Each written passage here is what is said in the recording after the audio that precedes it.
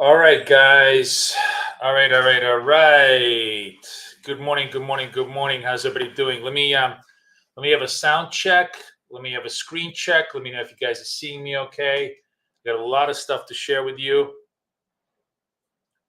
Hi. How's everybody doing? How we going? We're gonna start in a couple of minutes. Good morning. I want to make sure everything is good. All right, here we go. I see myself. Hey. Good morning, everybody. Looking good. Ooh, hang on a second. I guess oops. Did I eat my, okay, I think we ate my, we're up, market open, 9:30, no wonder. Yes, market open, 9:30. I have a really cool show today. Today's my favorite day. We always do this in BK. Today I decided we're going to do this on YouTube Live. It's called Ask Me Anything Friday. Just going to chill out, going to hang out here, hopefully maybe an hour and a half, maybe even two, through the whole market open. I'm going to discuss with you everything that I did this whole week in terms of creating my indicators, how they work, why they're becoming so easy and accurate to use. Right now, you're watching two-screen split. This is S&P futures and Nasdaq futures. On my chart here right now, showing me that both of them are in negative trend mode. I'm going to go through the whole structure of how this whole thing works. But the very cool thing that I've sort of figured out last night, aside from just redoing my indicator a little bit to make it more visually appealing, is I've actually been able to tie my the TradingView charts to my TradeAvate account so that you guys can actually see my trades on TradingView even as I execute them on TradeAvate. Hopefully that's going to be very useful for people, to be able to just kind of follow my trades in real time, on real-time P&L. So without much ado, everybody's doing well. Everybody's doing good. Good morning. It's 9:30. I'm going to let everybody crawl into the room, and then I'll repeat. I guess I'll start right now, and I'll show you what the indicator is all about, and then we'll repeat the whole thing a little bit later for new people that come into the room. But the basic idea is this. I'm just going to watch this for a second. I'm just trying to figure out which instrument I want to focus on first. Let's just do Nasdaq. Let's do S&P. And I'm going to explain to you exactly what this scalper indicator does. This is a 1-minute chart. I trade 1-minute chart in S&P futures and Nasdaq futures.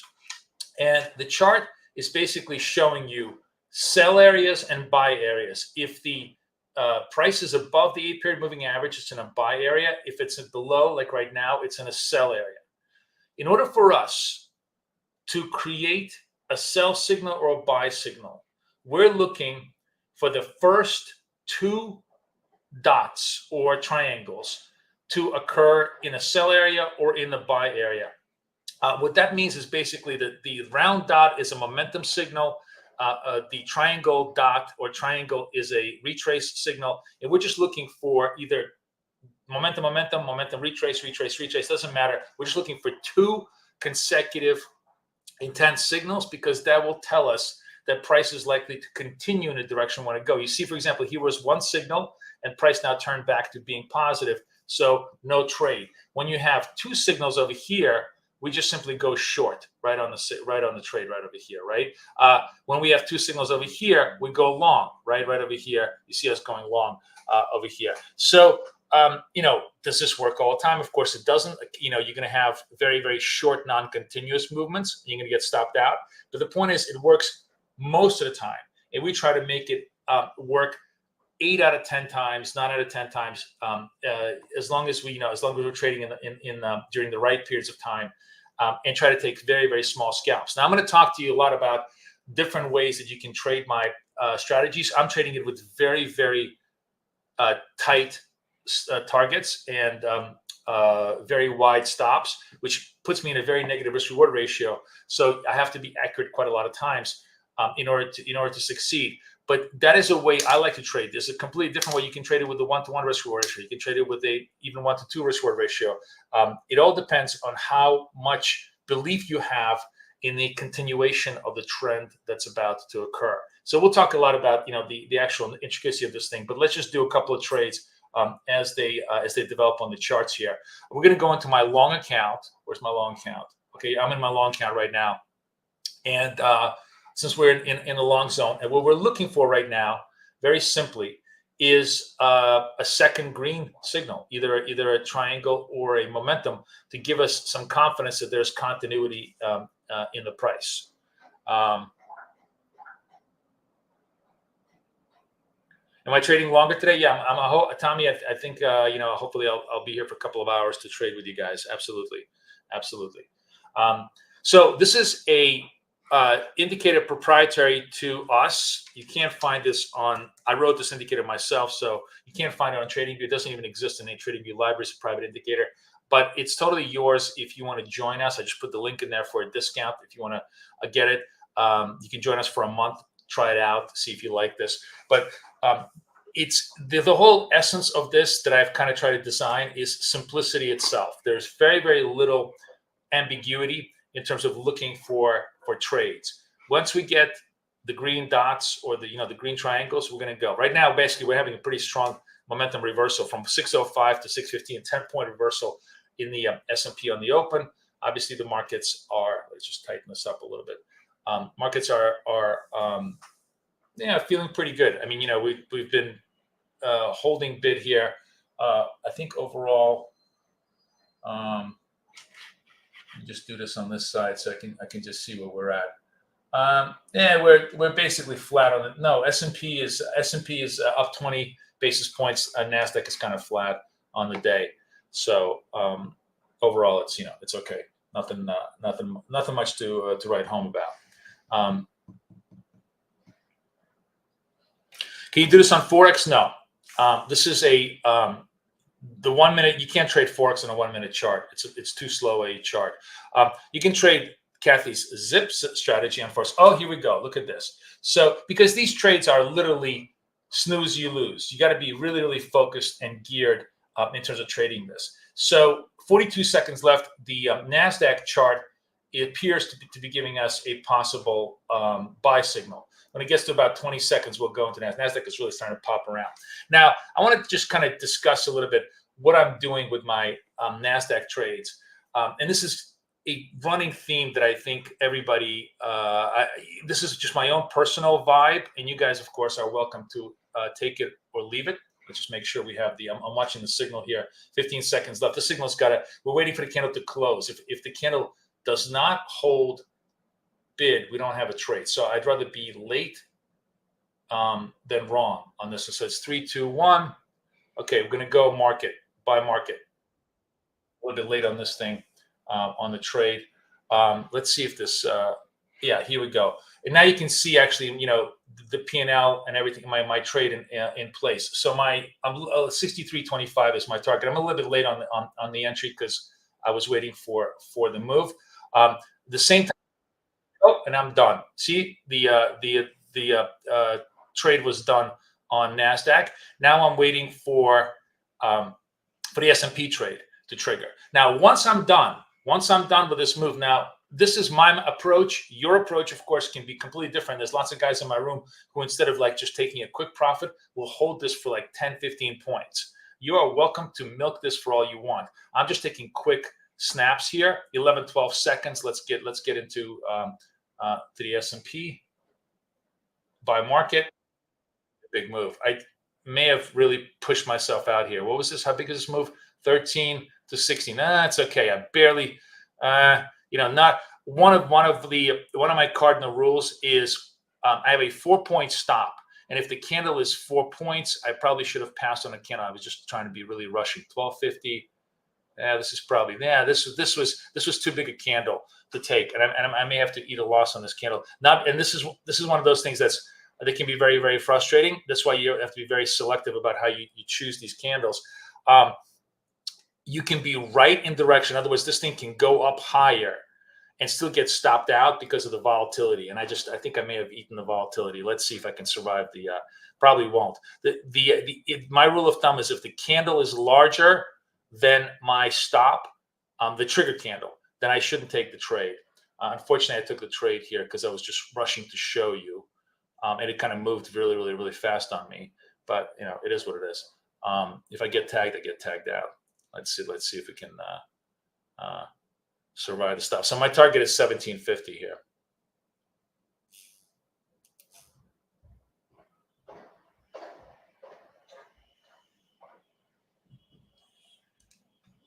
Let me know if you guys like the visualization on TradingView instead of me going to TradeAvate. I think it's kind of easier for you to watch the charts this way, right? And you can also see the progress of trades.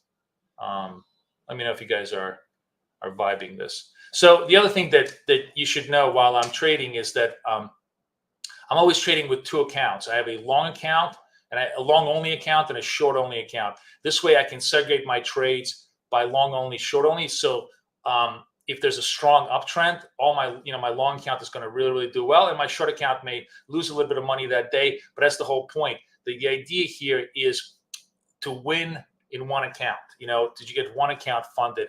The other one may, while just keeping the other account alive, just keeping it alive. If you can keep it alive, while one account is getting funded, then you're doing a very, very good job of control. And that is, by the way, how I would be trading my funded accounts as well. I have like 5 of them already in inventory. I'm going to try to get 2 big funded accounts. This is a $250,000 accounts that I'm trading. I want to get 2 $250,000 accounts funded, and then I'll be trading not one against the other, but one separate from the other. This way, if you think about this, if you have one account that's winning at a $250,000, the other account is flat or not doing anything, you're still winning on a $250,000 account. That's the whole point. Keep your eye on the ball. The game here is to win money, not to be correct on every single account that you're trading. And that's one of the great things about trading prop. You can't do this with your own money. You can't say, well, I'm going to burn $10,000 of my money so I can win, on the other $10,000 of my money. That's stupid. But with prop, because it's virtual money and it's not your money, you can absolutely do that. You can sacrifice one to do well with the other. Unfortunately, this is just not. It's dying on me. It's going to hit my sell stop here. Yeah. Unfortunately, it was a too big a candle here, and I just took a shot on it. That's fine. There's going to be 1,000 more trades coming up here, going next. Looks like we're kind of topping out. Maybe we're going to go into the sell mode. So I'll go take a look at the sell trades when I can. And then we'll talk a little bit about how do I, the most important thing you need to understand is that these trades are very, very small relative to my account. So like I lost $200 on this trade. I have a $250,000 account. I have a $6,500 budget of losses. And that is a very, very important point. Because I'm trading so small, I can afford, to get clipped out 2, 3, 4 times a day. And I'm going to be making 20, 30 trades a day. None of that is going to affect me. And I will show you, we'll see when we get a chance.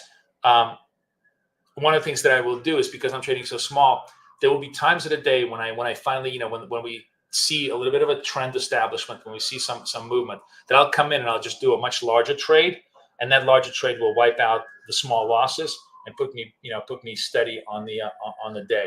But the ability to operate with very, very steady small losses is incredibly important in keeping your account afloat until you find that good opportunity to really, really pounce on it, or just you simply just make small amounts of money consistently until you go through it.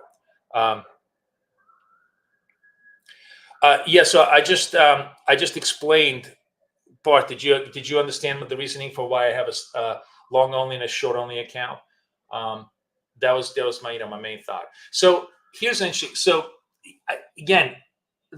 I made the signal wasn't wrong. It was my execution that was wrong. Right? I made a mistake, and this is just this happens all the time when you're starting out in the morning. It's like an athlete. You're going to be making mistakes while you warm up. That's another reason why I like to trade small, because I'm warming up until I really get the feel. This was a trade, as you can see, that was correct, that I simply executed badly. And the reason why I executed badly is because this candle, the low was 12, the high was 1675, was greater than or equal to my stop. If that is what's going on, I don't want to be in that candle, right? I don't want to be in that candle. So we made money on the Nasdaq side, and now we have a second candle on this. Now we can watch this very, very carefully. So here's an interesting view here. This candle so far, I'm going to kind of do it slow motion with you here. So far is obviously less than 4 points, right? Now, if this candle goes to 2075, then I'm not going to take the trade, because that candle is going to be just too big a candle for me again to take. But so long as it stays less than 2075, I guess that's a better way of looking at it. Where's my limits? If it doesn't hit 2075 on the trade, then I'm going to try and take this trade as a continuation trade, assuming that it stays green. If this candle goes to red, it's another thing that we obviously don't want happening. 10, 11, 12 seconds left. I'm going to trade this market. I'm going to trade this buy market. And I'm in the trade. And let's go over here. And I think here I am in the trade right now. You can see that I'm in the trade. And my target is 1975, right? So, and that's a good example of me executing a quality trade. It had everything that I wanted. It was 2 signals, it was in the buy zone, and it was less than 4 points long. And you can do this over and over again. So it's $50 in less than 2 seconds. Nice and quickly clipped. And if you look at the kind of a 1 minute chart, especially in the first couple of hours, what you will see is there's 1, 2, 3, 4, 5, 6. This is what in 1 hour. Let's say there is between 5 to 7 trend changes an hour. There's 3 hours of trading, so that means per instrument there's possibly like 15 trading opportunities, right? So there's 30 trading opportunities per each instrument. You're trading very small, and so if you're doing, like, just for argument's sake, 10 trading opportunities in 2 hours, each is a 50 P&L. That's 500 per instrument. It's 1,000 in 2 hours, and you're done. Nice and quickly, and you're done.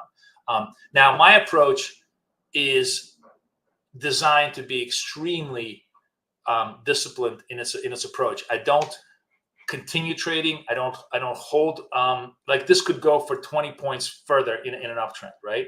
And there are people in my room who do a very, very good job of like buying the position, right, and then holding it for 10, 15 points on an additional stop. You can absolutely do that.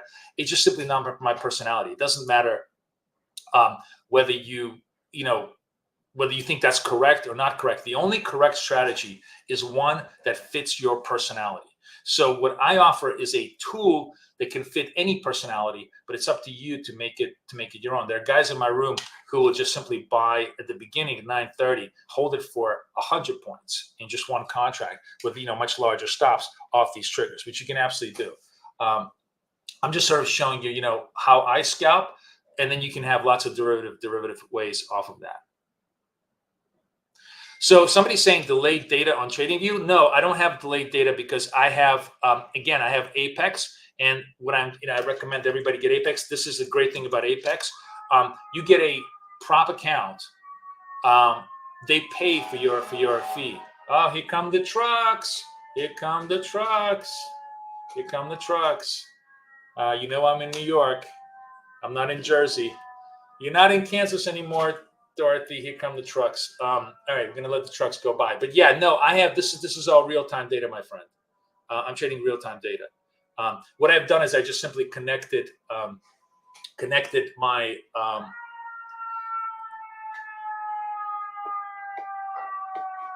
my YouTube streams are delayed. I think YouTube is a little bit delayed, right?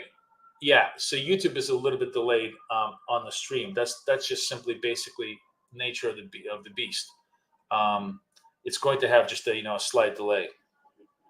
Yeah.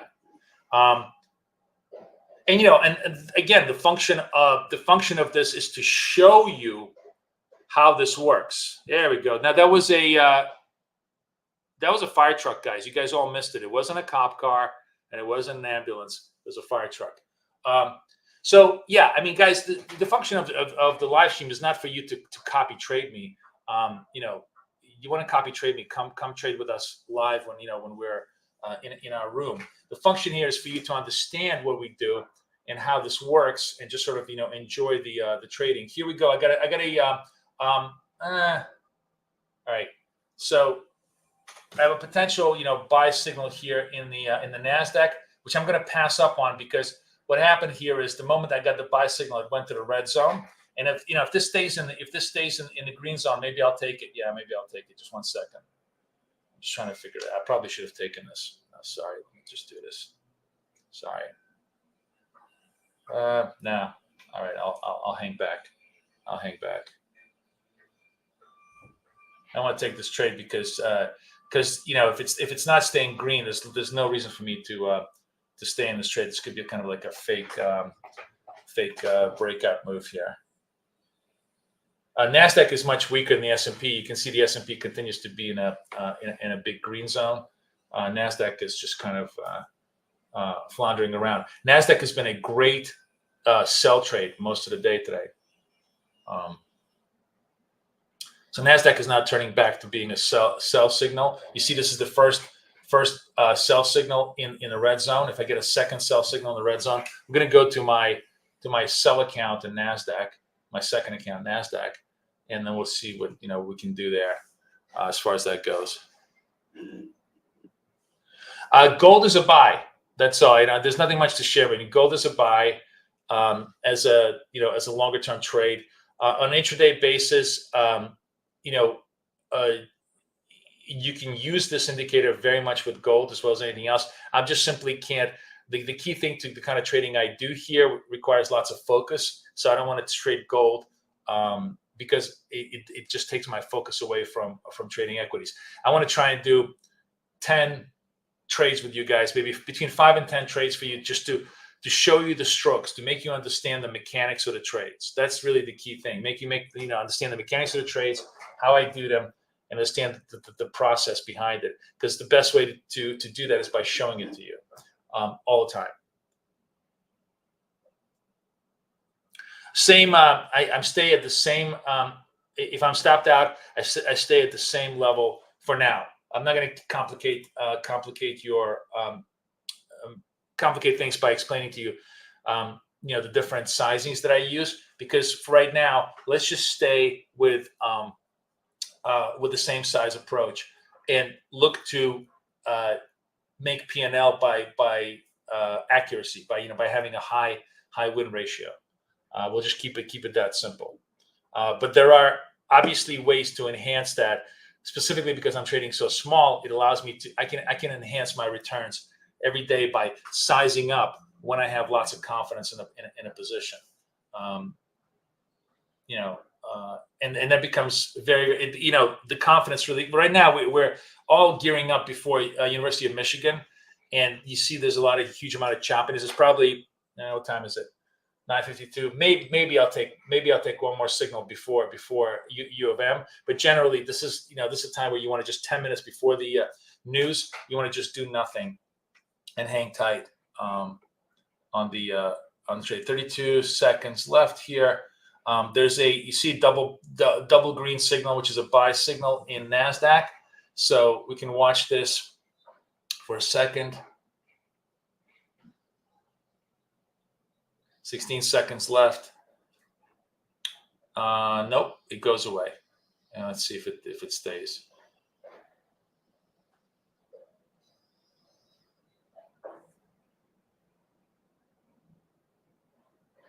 All right. It looked like it died on me. Damn it. Shit. Okay, I got myself out. I took myself out flat out on this trade. It actually would have worked. And the reason why I did is because I am trying to follow my rules. You see that the signal disappeared in the last second. It would have actually worked, but the signal disappeared in the last second, so I just blew myself out. This is a very, very key point. It's almost better to be late than to get faked out into the signal. But if you're going to get faked out, just simply get out. don't even think about it because it's not a signal. It's not a signal. And you can see now it's just kind of falling apart. For now, we're going to wait for 5 minutes before before we before we have news coming up. So I want to make sure that we're by the way, are you guys hearing me, seeing the stream okay, or is everything sputtering a little bit? I'm trying to understand. There's some kind of connectivity issues with one of my S&P, one of my broadband providers, so I just want to make sure it's okay. It's all good. Looks good. Okay. Awesome. Okay. So does everybody understand visually, what's going on with the indicator? How it's constantly showing you possible buys, possible sells.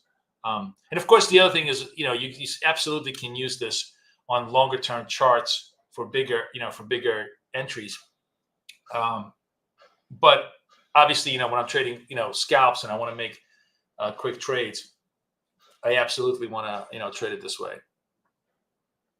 Yeah, Michigan is coming up in 5 minutes. We're gonna look at the Michigan number. I'm sort of tempted. You see this sell? Oh, I'm looking. Where's my sell signal? Oh, the sell signal disappeared. All right. I was like, this looks like S&P is kind of craving capping to the downside. Excuse me, Nasdaq's capping to the downside. Let me go into my sell account. This is this is my sell account. I am in my sell account. Okay.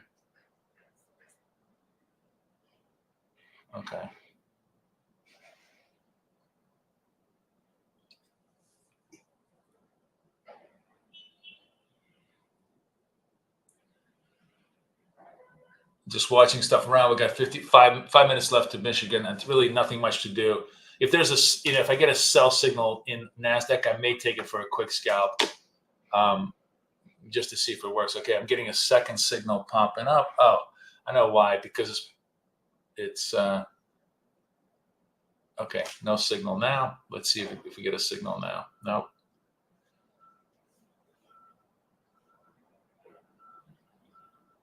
$50 seconds left. So if this stays and remains a signal, I'll probably short Nasdaq before the news, just for fun. Again, I'm trading very, very small size, so nothing can really clip me badly. But I'm looking for some signs of the market having a little bit of continuity. Today, you can see one of the most interesting things about how lackluster the market is this very little, continuity here. We do absolutely best when you get these nice, clean, continuity moves, because then it's just super easy. You just make 5, 5, 5, and you're done, and then 5 the other way, 5 the other way. But if you get into chop mode, you're trying to avoid it, and the best way to avoid it is when you don't have, if you don't have double signals, that's a clear signal that you have a chop mode. So I have, what is that now? 57, 3 minutes left to U of M. Should we take this trade? We'll see. I'll trade after I'm using a 1 minute time frame for my indicator. Yes, I am. I am using a 10 minute time. 32 seconds, kind of falling. 29 seconds. Blah blah blah blah blah. I may take this just for fun. It's it's a small clip for me. If it works, it works. It doesn't work, it doesn't work. I got 16, 17 seconds. Watching my other screen here to make sure the signal holds. 12 seconds. 9, 10, 8. Let's see if I'm really not gonna. I don't want this to retrace all the way up, because that is a bullshit trade if it does. Okay, sell market. Let's see if this works. Let's go over here. Oh, I'm in my other account. Let me change my account. Okay, I'm in my sell account. On my sell account.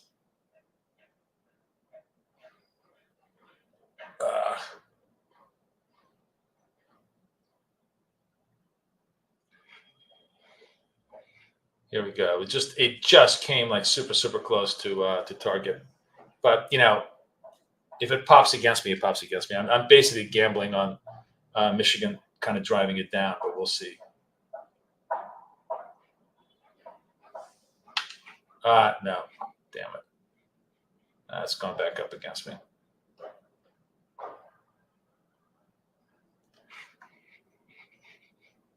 All right, I'm going to try and see if I can. No, it's not working. All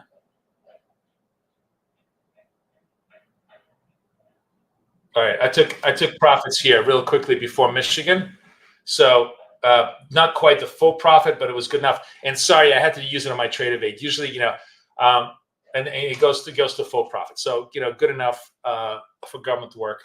I think we took like 45 out of this. Let me see. This was 69, and I covered at. Oh yeah, I actually took the full. I took like 45 out of it. I was supposed to take 50. I took 45 out of it. So that's pretty good. It was just super fast. And I wanted Trade Evade is the platform, is the execution platform. I could execute off of TradingView, but it's just super slow. So that's why I switched over. But I'll try to keep this on TradingView for you guys for the next sequence of trades. So you can see the shorts are working much better. I think I'm almost to, where's my, oh yeah, I'm at 51. So I'm up 1,000 on my shorts now. And look at it, this was, I knew this was going to, this is where you just, eat the, whoa, what's going on? Whoa, look at this craziness. Let's see what the numbers are. U of M, 1 year inflation, 2.7 against 8, 5 years, 3.1, 69 against 68, a little bit better, just a tiny bit better in sentiment. But really, nothing much. I don't know whether, it's kind of looking more negative than positive. The market is definitely taking this as a negative move. Now, here's the thing that we don't do, right? Remember I said to you, you don't take a candle that is just way larger than your stop and target. By the way, look at this spread. Holy cow. What do we go with? 50? Jesus, this was a 100-point move in this candle. That was a massive, massive flush up and down. Same with the S&P. All right, now, maybe after the news is out, the market is going to try and figure out what it wants to do. But here we're going to focus on two things. We're going to focus on our directional clues. And by the way, we don't have any more directional clues because this is a red segment that already had 2 signals in it. We took the second signal, made money on it very luckily. This is the S&P. It only has 1 signal, right? So conceivably, if there's a second black mark, either it's circle is a momentum signal, triangle is a resistance signal, is a retrace signal. We may have a trade here, assuming the other component, which is that the candle on which this signal is given is less than 4 points. The volatility of that candle is relatively small. So we can focus on the S&P right now as a possible sell signal for us because we're all in sell mode on both instruments, and one of them has already gotten done. Yeah, so for those of you guys who were patient enough to hold the news, you absolutely were smart. Okay, so now I have a sell signal in the S&P, right? 50 seconds left. And the candle here is, the low is, the high is 20. So as long as the low is not 16 or more, right? And now we can just go, after about 30 seconds, we'll switch over to my execution platform and trade it and see if we can, pick up a little bit. So long as it's not 16 or less, 16 or less, right? It's 17, that's okay. It's 3 points. But if it gets to be like 16 or less, the candle becomes really, really big. Also, we obviously want the candle to be negative. So it's 18, 14. We'll see how this is trading. Let's go to the S&P. 6 seconds. 3, 2, 1. I don't love this trade. And I'm not taking it. Here's why I didn't take this trade. So the other part of my trading rules that I really, really want to adhere to is I'd like the candle to be at least halfway. So this is the high candle, right? Notice that it closed at the upper end of it, in the upper half of it, not the middle or not the lower half, which means the momentum was to the upside, not to the downside. So that's the other thing I want to do when I'm reading these candles. If I'm buying candles, I really want the close to be in 50% or better of the candle. If I'm selling, I want it to be at 50% or less. Didn't happen, it's fine. So now we're sort of, neither here nor there. And you see the market very, very choppy. And I'm just going to let the market settle down. Now, if this stays red, now here's the interesting point. I didn't take this signal, right? If this stays red and I get another red signal, another black signal, another black signal, I'll take that one, because that will tell me that there's some continuity here on the selling side. So, this trade would have worked even if we took it at this point, but it wasn't worth it. It wasn't worth it. You kind of want to make sure that these trades are really worth taking. So I'm trying to take the best possible candle. And you see the kind of like basically held up, and now we're sort of the market is still trying to figure out if it wants to go up or down. We're very, very choppy. Nasdaq is up 15 basis points. It's really not a lot of clarity. And when there's not a lot of clarity and we're just basically bouncing up and down, there's no continuity. What we're looking for is this kind of moves. This choppiness is exactly when we want to be staying still, not doing anything, right? Not taking any trades.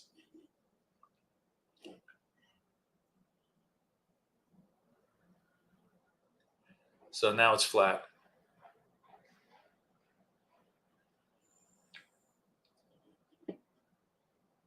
Is the day red or green? It's green everywhere, actually. It's green, and it's 34 basis points green in the S&P and green in Nasdaq. Oh, speaking of green, let's switch to my long account now, my 42 account, because now we may have some possible green signals. Maybe not. Nothing. See how it's one of the most interesting things, and one of the great things about this indicator is when it's chopped, it will go from green to red, green to red, green to red, and not give you any continuity signals. And that's exactly the key thing. So I was just thinking, we might be able to pop up on the NAS side, but the NAS side is not holding green, although it's 6-7 seconds left. We have to see this. The S&P is now turning red. They're just sending very, very conflicting, very, very mixed messages.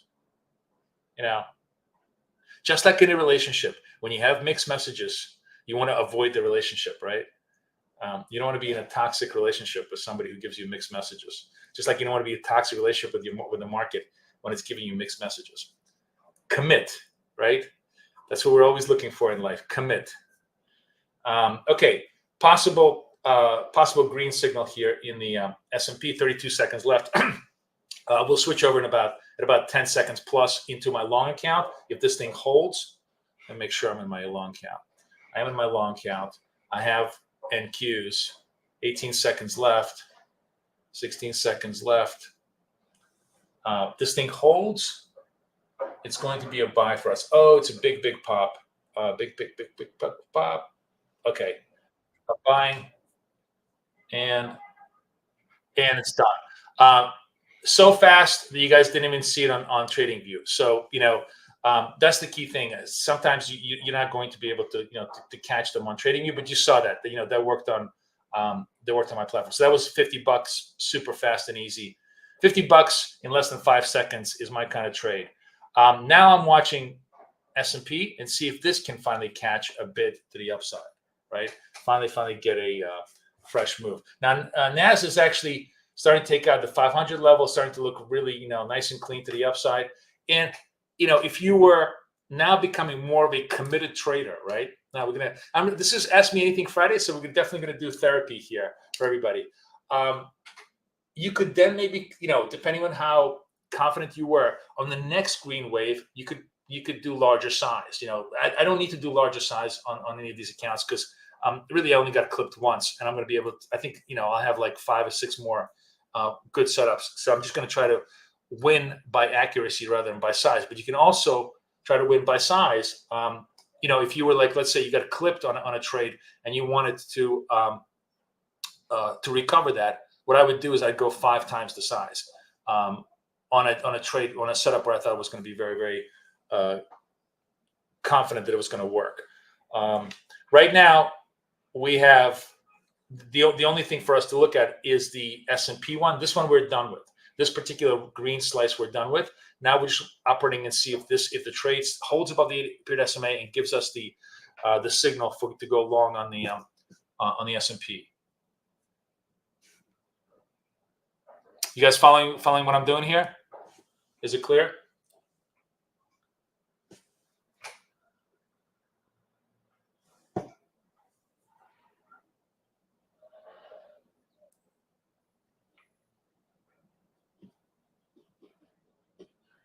Nasdaq taking out the 505. Okay, is S&P going to show me a green signal? Let's see. 45 seconds left. So I'm still in my long count. Now we're going to switch to the S&P because we don't have any trades to do in Nasdaq. It's still flirting around. It's not really giving us a signal. Okay, 30 seconds left. At around 10 seconds left, I will switch to the S&P and see if this can hold. So really, when you look at what I'm trying to enter into, obviously, is I want the candle to be big but not too big. I want it to be strong, or at least I don't want it to be in the lower half of the candle for me to be a buyer. Like right now, this is really I'm going to wait. I'm really going to wait. So this looks like it was a good trade. So we're going to go buy market. So I'd rather get a late execution in S&P. Oh, sorry. I'm not in my long count. So this got done. You see how quickly that got done? That was a good trade. I think I'm my short account. Oh, I know I'm sorry, guys. So the problem is because I didn't switch from my long count to my short account. You guys didn't see this on TradingView, but you get the idea. That was another quick recovery on my long trade, right? And I just clipped another $50 on my long trade.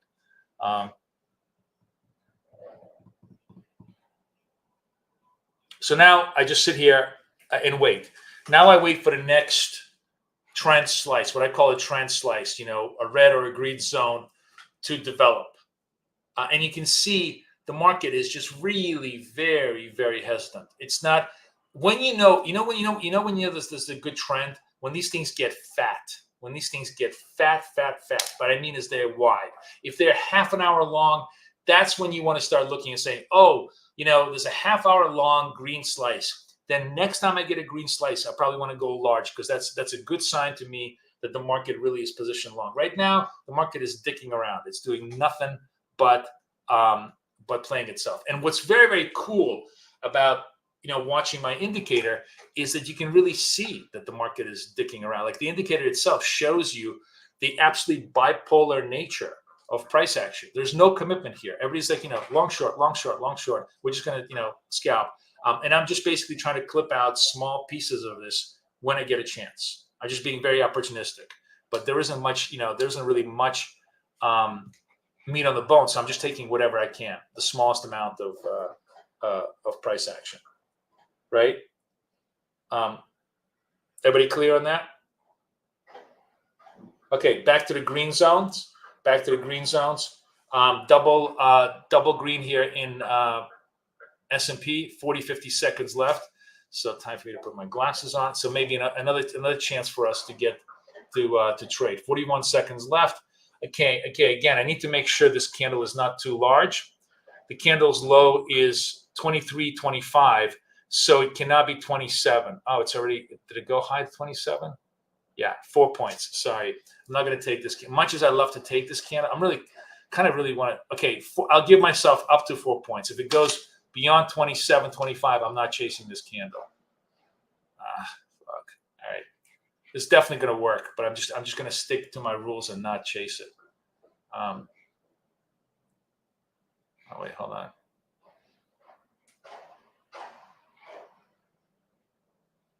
All right, I bought market because against my worst wishes. And see with me breaking, I'm breaking my rules and I'm eating it. This is, again, do as I say, not as I do. I broke my rules and I ate it. Too volatile a candle, and I just ate that loss because I thought there was a little bit more extension there. There wasn't. Okay, good lesson for me to learn.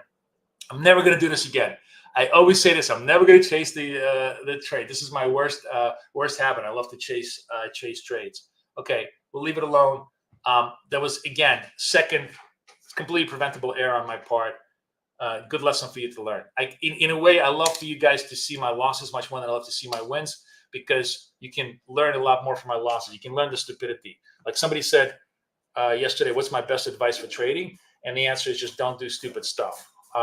So I'm always going to do stupid stuff. The one thing that I kind of taught myself to do is to do stupid stuff in small size. If you can do stupid stuff in small size, you're not going to get hurt too badly. But that was utterly unnecessary. There was no need to chase that. I just forced myself into a stupid trade.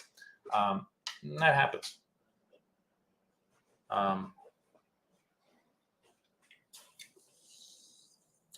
That's the whole part. That's actually the fun part of Ask Me Anything Friday, is that you get to see my my idiotic trades. So, by the way, remember we talked about the idea of you shouldn't take this trade, but if you get if I get a third signal, I didn't take the second signal, but if I get a third signal and it meets all my criteria, which is it's small candle, it's a green candle, and it's it's in the mid to upper end of it, I should take that. I don't think I'm going to get it here, because it looks like the market is still very, very choppy. Doesn't really have any directional views here. It's actually a very, very typical Friday day where nothing is happening for a while. Fortunately, I'm going to hang with you guys.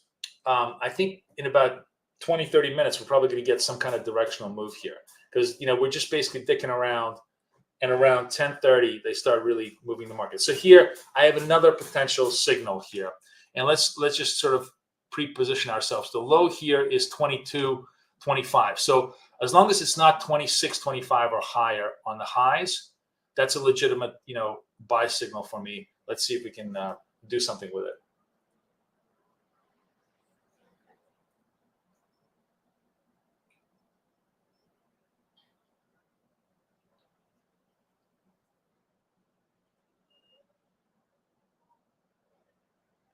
And it goes too large, too big a trade.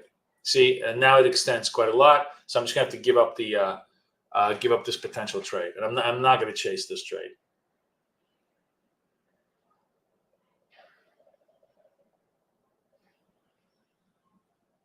With Nasdaq, it's a 20-point candle. If I have a 20-point candle or more, then I want to avoid that. And you see, not chasing the trade was actually the right idea for now. It may still work, but it was the right idea. These are 1-minute candles, correct, my friend. And we are very much in chop zone right now, hanging out, doing nothing much.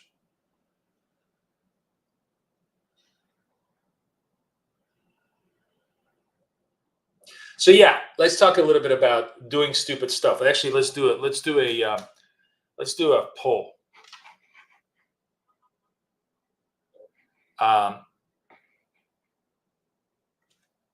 What stupid stuff do you do most?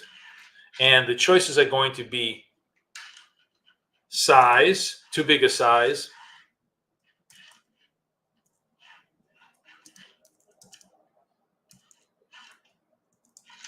or, so that's one thing that I sort of try to control now, or chase bad execution. Which one do you do more? Let's see what you guys are thinking about. Okay, so sorry, this is a trade. While I was, let me buy market. This is a trade I will go on, because that candle, I believe, let me just make sure I was correct. Let me make sure that was correct. Yeah. What is this? Yeah, low 20, 24, 27. This candle was smaller than 4, and now I'm targeting. Am I done? Yeah, now I'm done. You see that? See that? When I waited for my right setup, this was money. This was pure money, and I made money over here, right? So let's actually show this on this account here. I need to go into my long account. It's easier to see this Here we go. You see how this, I went long here. You could actually see this 27.25 and out 28.25. Why was this a correct trade? Because this green candle was less than 4. This was the first green candle that was 4 or less. That was the right volatility candle for the signal, you know, and that's the key thing. Just be patient for trading. Oh, revenge trading. Yeah, you're right, Corrigan. I forgot that one. So it's interesting that right now bad execution is running 2-to-1 against trading size too big. That's good. That's good because honestly, there is no greater like bad execution. The market will forgive everything. Revenge trading, bad execution, you know, carelessness, all that stuff, except big size. Big size, the market will not forget, especially when you're trading prop. Because remember, the whole idea of prop is that you have a limit. And the bigger the size you have, the smaller the operating area you have. That's kind of like, I think, the most important lesson I can give you guys. You can fuck around a lot. You can screw up trading a lot as long as you don't do big size. The way to think about this is when you're learning how to drive and you're driving 5 miles an hour, right? You can, you know, hit your bike parked in a driveway. You can clip a car. You can even tap a pedestrian 5 miles an hour. Although it hurts. I've gotten hit by a car in New York City at 5 miles an hour. It hurts, but it's not. But it's no way terminal. It does not kill you. On the other hand, if you're driving 100 miles an hour and just the tiniest swerve or somebody cutting in front of you is basically terminal death, right? That is literally the exact same thing. Size kills, speed kills. Everything else, you know, you can survive to trade another day. That's kind of like the most important thing. Every time I've blown, show of hands, give me some emoji show of hands. How many times have you blown an account? Oh, we'll do this as a next poll. How many times have you blown an account due to size versus anything else? You know, and with me, it's literally 100% of the time. Every time I've blown a prop account was because I got too large a size. Right? Everybody kind of follow me on that while we're watching this. And by the way, this is what I mean about look what's happening. What is the market telling us using my indicator? It's telling us that Nasdaq is really doing dick all, right? It's switching left and right, left and right, left and right. By the way, it's a very technical term in New York. It was really funny. I was watching Gary V, who's many of you guys know him, another Russian, another compatriot of mine. You know, and he was on some august panel, and he was cursing like a sailor. And the woman who was interviewing was like, you know, horrified. He goes, "What do you want? You know, you knew who I was when I started." And like, it was very funny because what most people don't understand is that like people in New York curse as a matter of punctuation. It's not even a thought in their heads. So you know, don't take it personally, guys. I don't mean to offend anybody, but dick all is basically a very technical term, meaning that there's nothing else going on here in the Nasdaq. Whereas in the S&P, you at least have a pretty clean, clear semblance of a trend, right? So if you are looking at this and you're saying, you know what, this looks pretty good for me. The setups look pretty good. Like I was going to say, like, you know, you're over here, you're looking at this green. You're like, hey, you know what? This looks like a pretty good, strong trend. Maybe I'm going to plow in and take one nice large trade to enhance my P&L for the day, which you could. You know, you could. I always look for that, you know, basically we kind of think about this. And again, large relative to where you want to be. So I'm trading tiny. And if I take let's say a 5 times my regular size trade, I'm still only, if I'm completely wrong, which sometimes happens, the whole idea is to be wrong, like maybe, you know, 1 out of 10 days on that position. I'm looking to make 1 point. I'm going to risk 4 points. The worst that could happen to me at a 5-time, you know, position is I'm going to lose $1,000, and I have a $6,000 drawdown, right? But I'm definitely going to take that, you know, position when I have lots and lots of confirmation of this move, good trend conditions, and small candles from which give me high confidence that I'm going to make that 1 point. All I'm looking to do is just make that 1 point. So you only go for the kill when everything sets up nicely. Oh, by the way, let's watch the Nasdaq. I got 20 seconds left. I have a tiny little signal over here. So we're going to go to Nas. And see, this is another thing that I'm 15, 11 seconds. Let's make sure Nasdaq stays. I'm not moving on Nasdaq until the candle completes. I'm watching my other chart here. 4, 3, 20. See how that faked you out. Faked you out. See that? Look at that son of a bitch. So this is what I was trying to show you. The Nasdaq signal faked you out and died. This is why you never trust it until it finishes, right? You never trust the candle when it finishes, especially in a weak environment where Nasdaq is at. So it's not really giving you strong trade signals. Now, if this thing holds, I'll go. But until it holds, I'm not going anywhere on Nasdaq. And that's the whole key thing about reading this. Now, the only, I love my indicator. It's certainly very, very suitable to my personality of doing lots of small, clean, effective trades. There's one drawback that I will tell you right up front. If you're going to trade the way I do, you have to give yourself 1 hour of pure focus. No fucking around. No, honey, I'll do the laundry while I'm day trading. No, I'll take this meeting. No, I'm going to be writing a note. No, none of that shit. Oh, look at me. Me talking.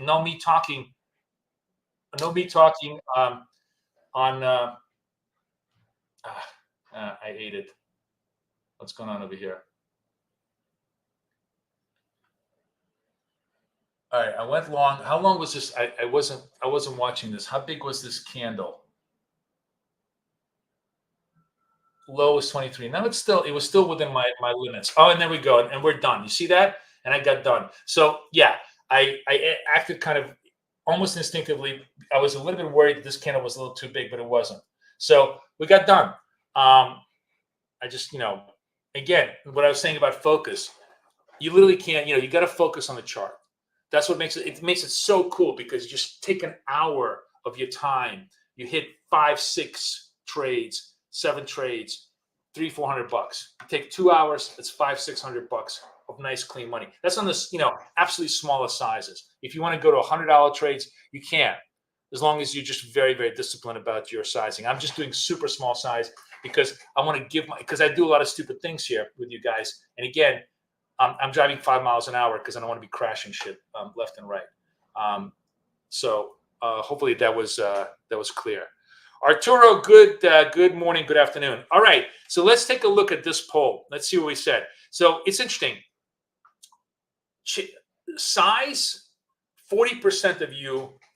Wow, that's so interesting. Only 40% of you, or 39% of you, screw up on size.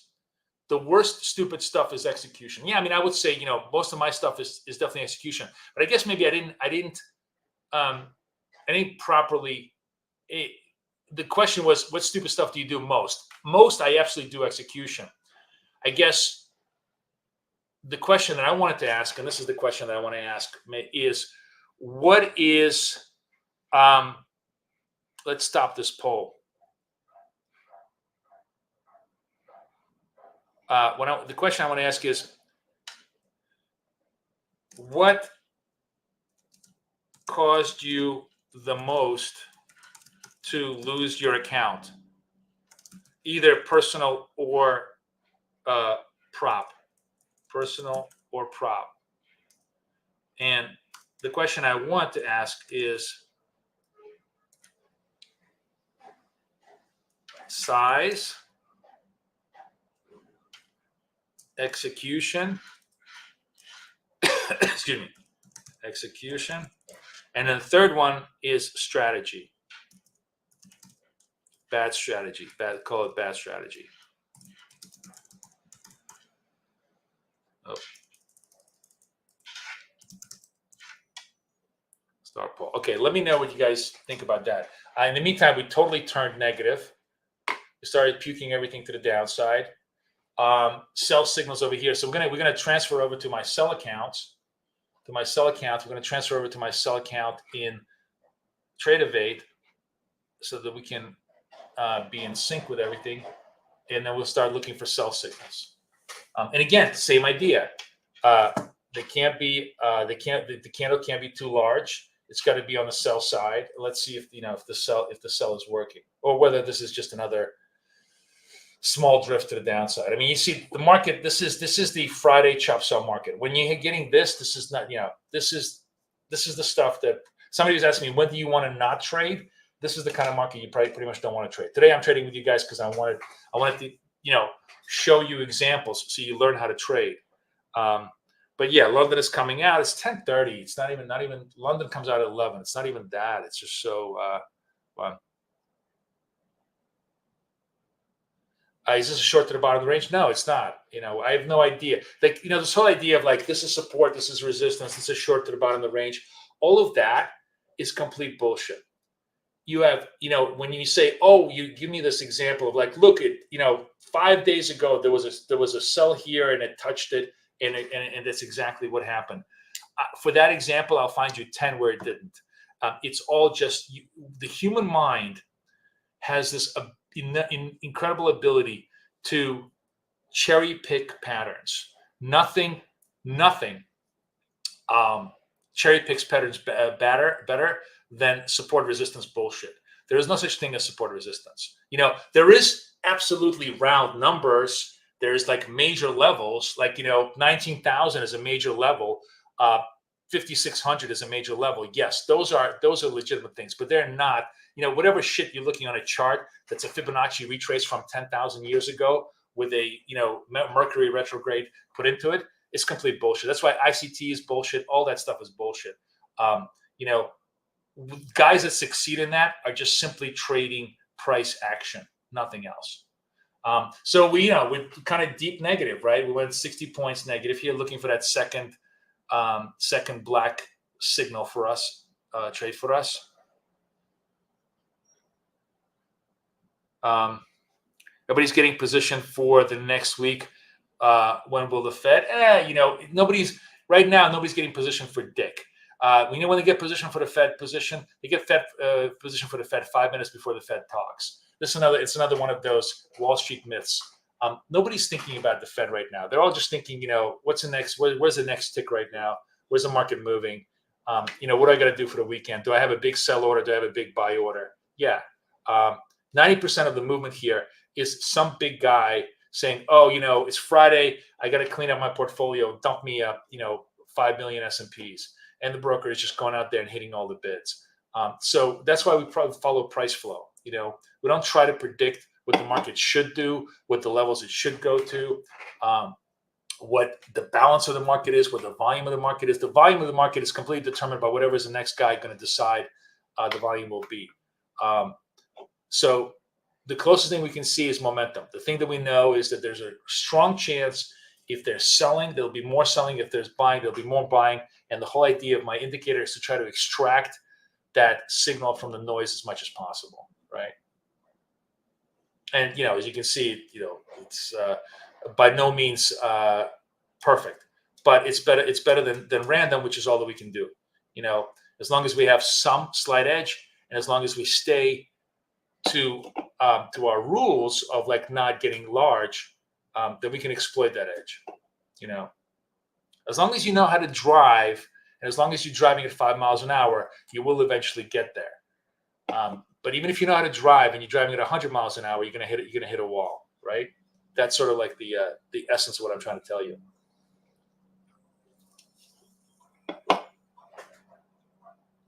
Of course, I'd like to get there a little faster than 5 miles an hour, but we don't make the roads. The roads today are very choppy.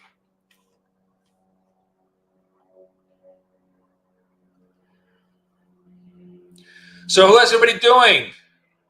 Looks like yes, little racetrack over there.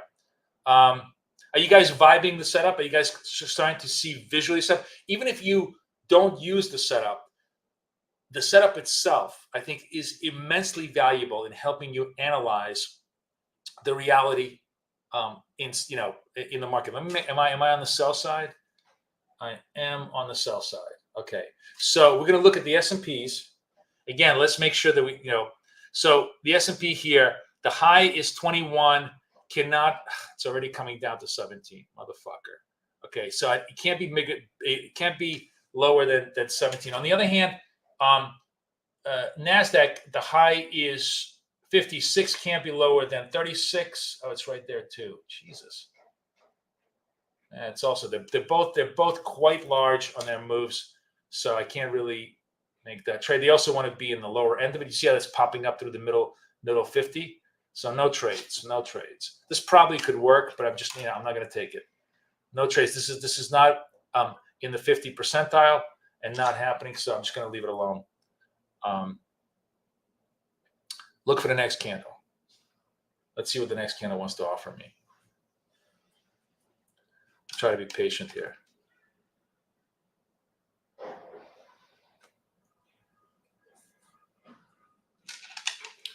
Was this candle?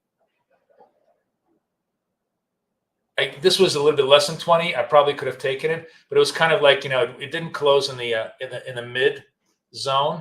So I'll wait patiently, and you see, it's kind of turning itself around, not really doing much. I'll wait patiently. If this shows me a black circle, I'll be selling it. But I'm only going to do it if it absolutely closes on that level. 5, 6, 2, 1. No trades. No trades. No trades. No trades. No trades. Okay, now I'm getting a possibly. Look at that.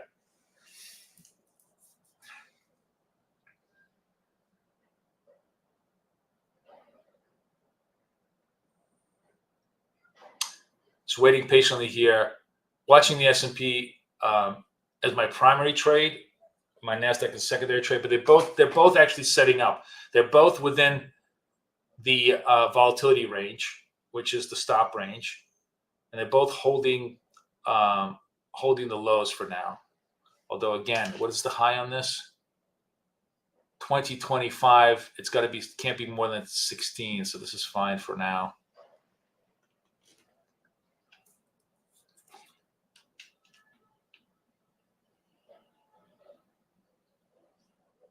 I'm watching the S&P.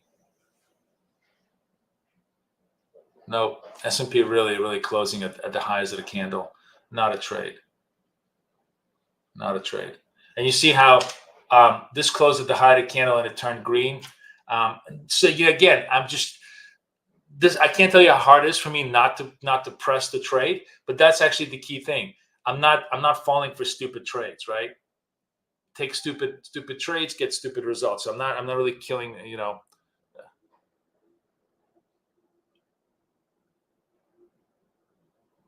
Oh, thank you. Age of Z says that he had the Forex mentality. It was killing him, and now applying my style is great gains. Yeah, I'm just not trading. I'm not 007. I'm not trading the Dow. There's lots and lots of trades and lots of different instruments. Again, what's the most important thing with my setup? Focus. Fucking just 2 is all you can look at, right? Is all you can look at. So here's the sequence of what you need to do. Focus number 1, size number 2, meaning that, don't fuck up these things and you will survive to thrive. Focus on just 2 instruments. Don't size up. Select, and then the last one is select your execution, right? I guess I was like trying to create an acronym, focus, size, selection, FSS, which was a little bit closer to FFS, for fuck's sake. So, maybe that's what it is. FFS for FSS. That's how we should remember it. For fuck's sake, focus, size, select. I like that. I think I'm going to make it a motto. If as part of our degenerates, I think that's going to be it. I'm going to do, you know how we have the degenerate traders. Kathy's like yelling at me. She wants me to make some merch for you guys. So I think we're going to do degenerate traders, FFS, FSS, meaning for fuck's sake, focus, size, select. I think that's perfect. That's all we need to do. That's literally the winning. There's nothing else I need to do. You don't need to read any trading book. You don't need to do any strategy. This is it. This is the key to success, right? Who's loving that?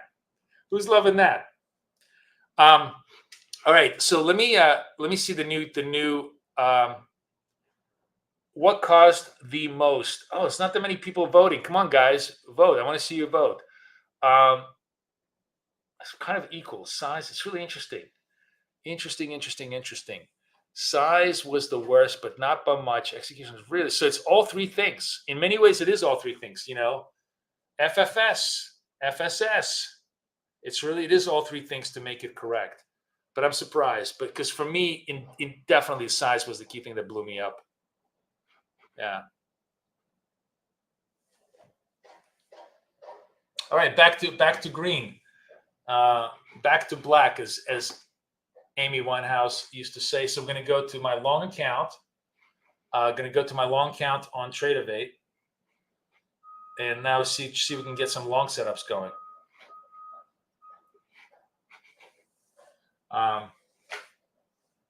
Yeah, no, look at this.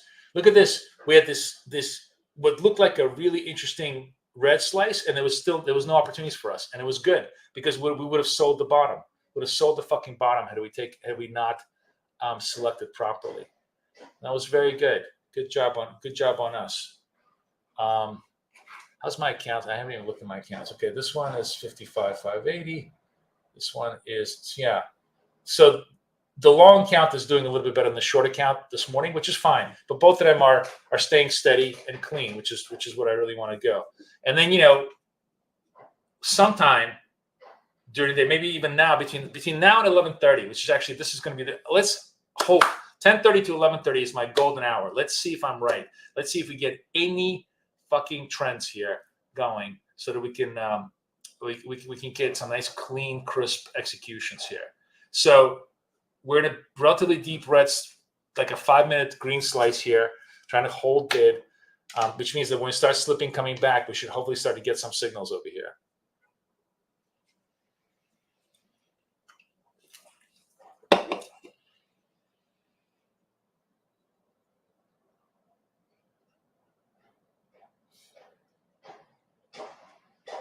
Yeah, I'm gonna have I'm totally down for doing this. I'm gonna have I have the logo, so we just need to do the taglines on all the stuff, and then we're gonna do some merches, you know, with BK trades. I actually want to do a merch on like a V-neck sweaters, so we can have all of this here. It's gonna be perfect. Gonna be perfect. So very quiet, not much going on over here. Still looking. I'm hoping that we get the green signals coming up here. I'm on my long accounts only, long biased only on both sides. So just waiting to see where the signals are. It's market really slowed down a lot.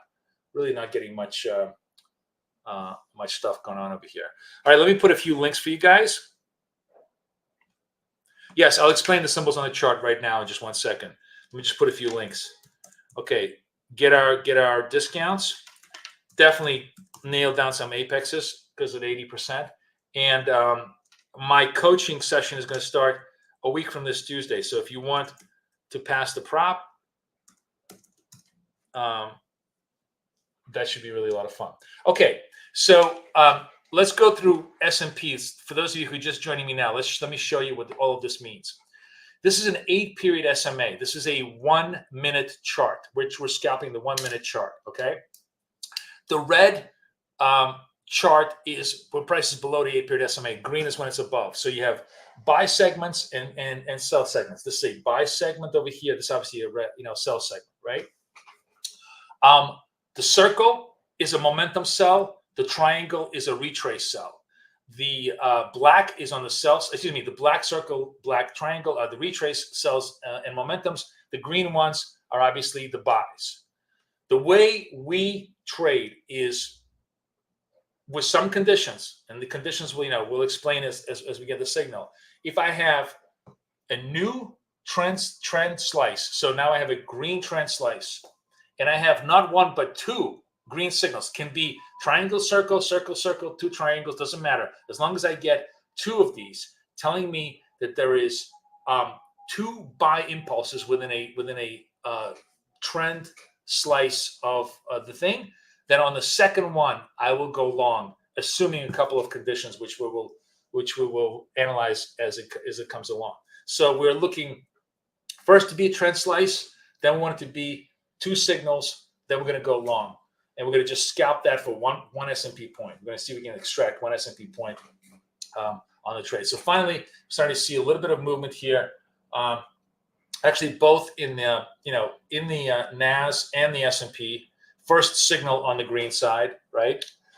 Let's see if we get a second signal on the green side. See how long this uptrend lasts. Is that clear, Manoli Vision? Let me know if you guys are getting all this stuff.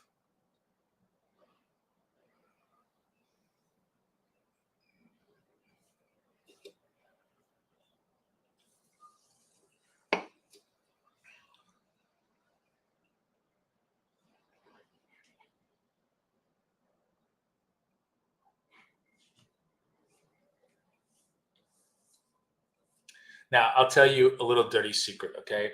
If you want to do, I want to have 2, to trade properly.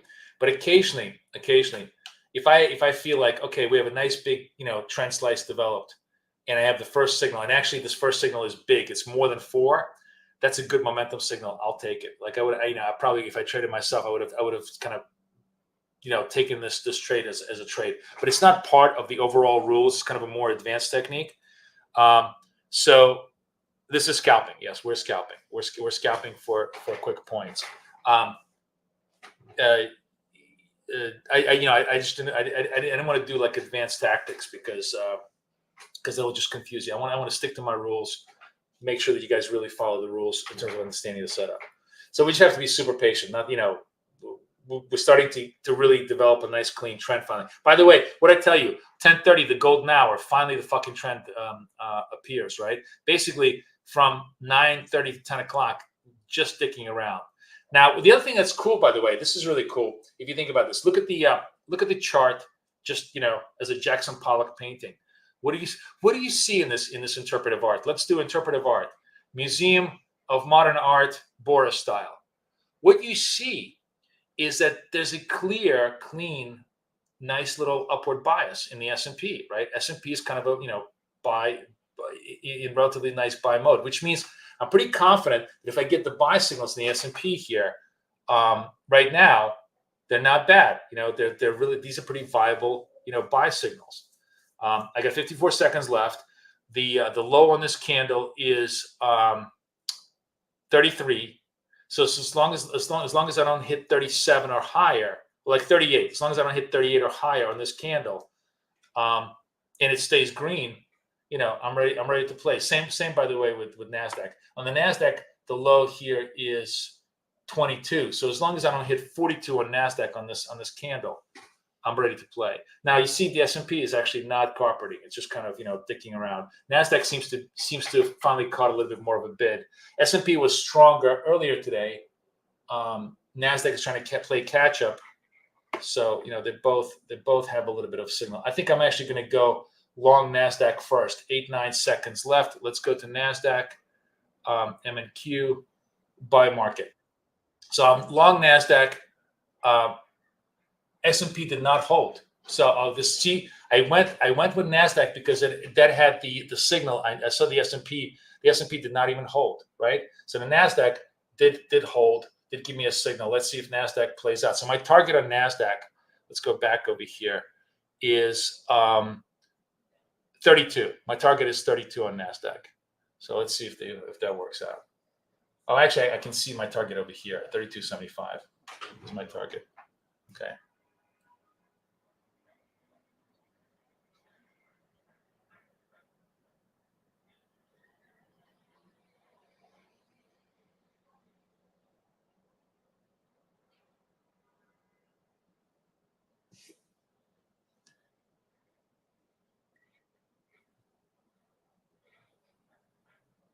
It's hard to see. You can't. It's like whatever.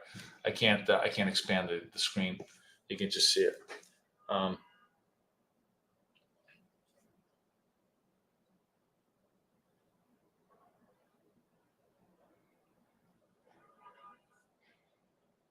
47 seconds left. S&P possible signal, possible not. We have to see. It's really having a hard time. So is Nasdaq, by the way. You can see that, you know, the buying today, very little continuity, right? Just very little continuity. You have to be very patient. And this trade, there's nothing wrong with this trade. It works. It doesn't work. It doesn't work. But this is a good classic trade. You know, if it doesn't work, it's because the market did not cooperate with you. That's the only reason actually you want to lose due to market regime. You know, nothing else. Everything else in this particular setup was properly done. Oh, trading. Oh, fuck, I'm talking and I'm not paying attention. Buy. Okay. So I'm long S&P because that was also a legitimate, you know, S&P buy over here. Although neither one of them is working. The market is just not cooperating right now. But let's see how it plays out. You know, as the price action goes. My target is 34.50 on the S&P, right? So S&P is trading 32.50 right now.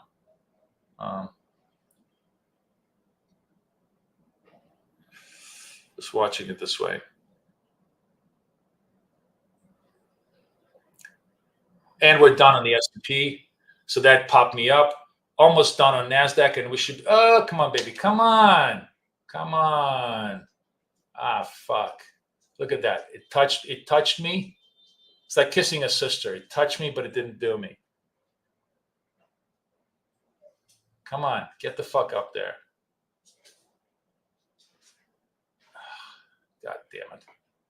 All right. It's just, you know, market is just doing nothing.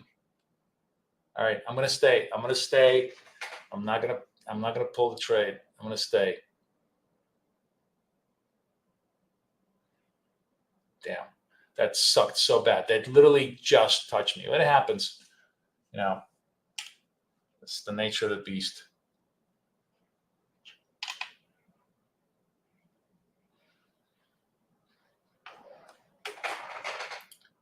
Longs, I got to tell you, longs are just really sucking wind today. Ironically enough, the market is up, but the longs that we're getting, very little continuity. So Nasdaq got done. S&P got done. Nasdaq is dicking around. And this, by the way, so it's another good example of, like, you know, if you can ask me, you know, what do I like to do? This is one of the reasons why, by the way, I trade Nasdaq so small. People say S&P is the hardest instrument to trade, and everybody loves to trade Nasdaq. And I trade Nasdaq because I know everybody loves to trade. I fucking get stopped out now. So that's it. So we're stopped on Nasdaq. We have a negative S&P. Let's go back to my negative account. Let's just focus on selling. Negative S&P. I'm in my negative account now, my short account. 25 seconds left on the S&P. This is a double signal. Let's just take it. Waiting for this to go. Let me just make sure that this is not too big a signal. 32. No, this is too big a candle. It's, you know, 4 candles, 4 wide. I'm going to hold off on this candle, although this is probably going to work.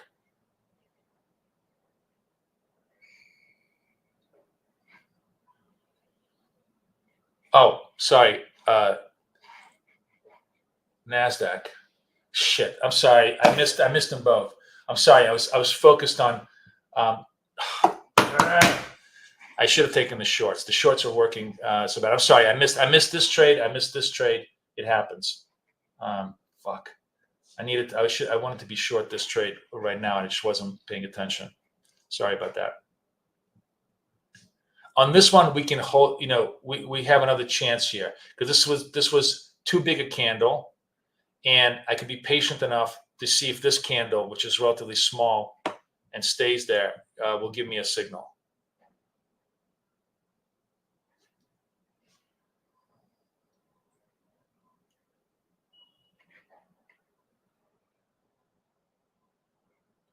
Okay. All right. Did I sell this? Yes, 26. My TP on S&P is 26. So let's see if this works.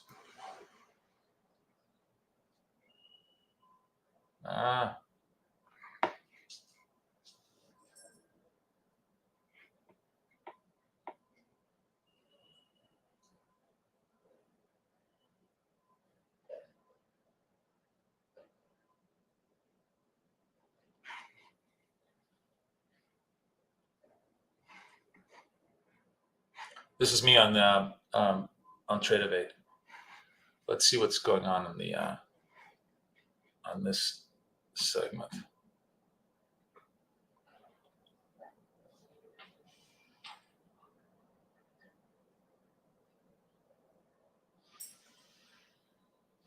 Is my TP 26? 26.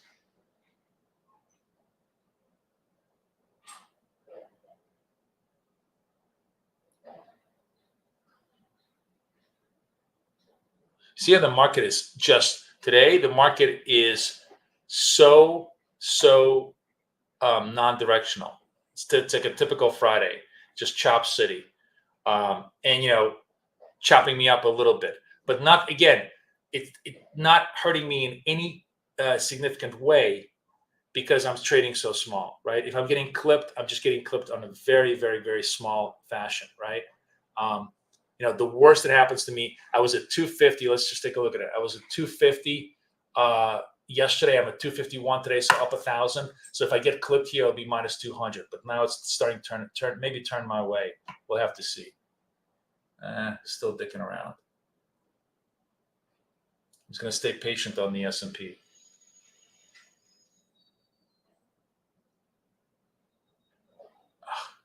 No.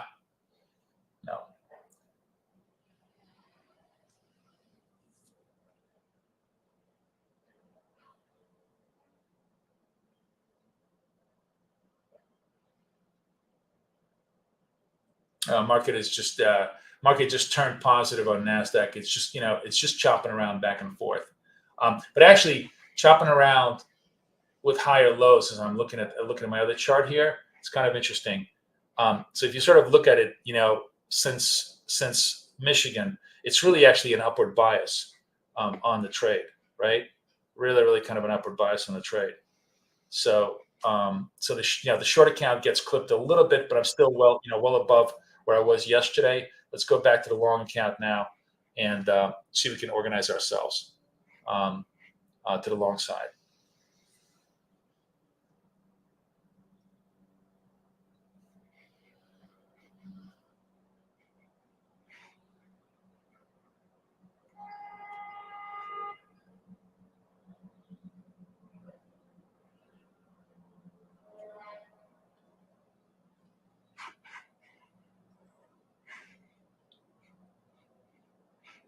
Yeah, I'm in my long count.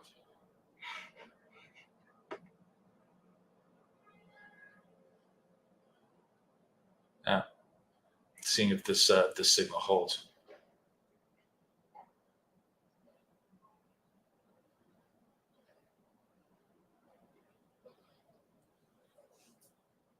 I'm gonna be patient to see if I can get a second green signal over here before I take any kind of long trades.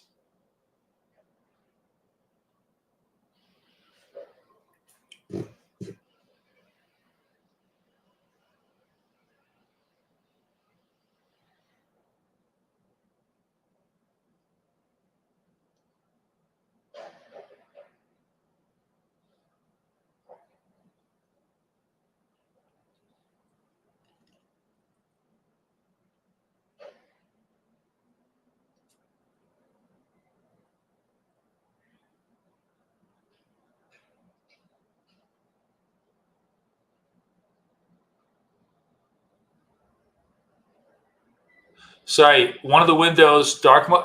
Can I make one of the windows dark mode and one of the windows? I don't think I can separate. Can I make one dark mode, one light mode? Can I do that? I'm not sure how to do that. I don't want to do it in the middle of my trading.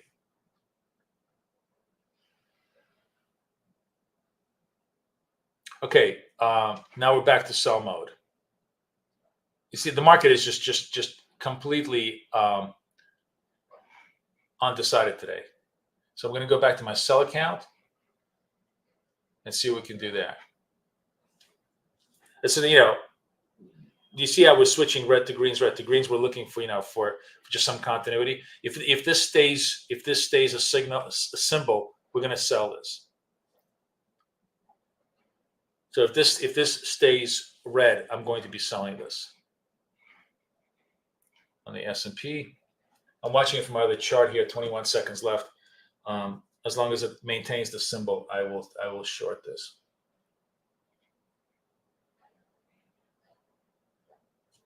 10, 11 seconds, 9 seconds. It's got to hold. I'm not going to pull the trigger until it holds the signal. 3, 2, 1. Okay, so I'm short. Bounces up against me. There is nothing working today. I'm sorry, guys.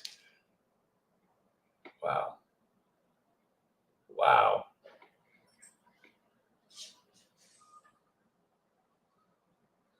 It's just not working.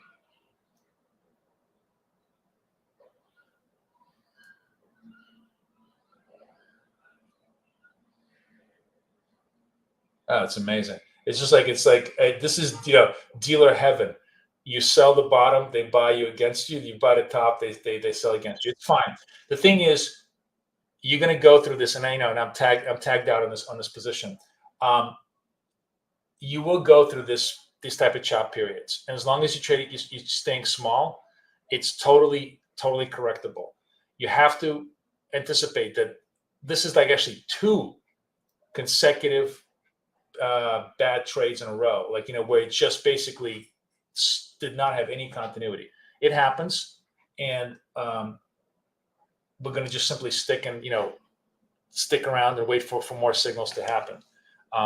But what's pretty clear is that because there's no continuity, you're basically entering into the chop zone, and it's just getting chopped. Yeah, chop Friday is exactly what is happening. So let's see if we get any kind of directionality move here.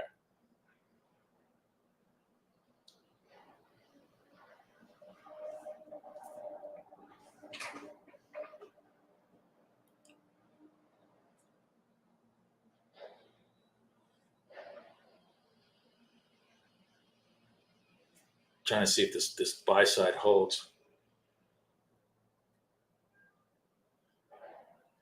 Okay, buy side holds. We're going to go back to the buy accounts.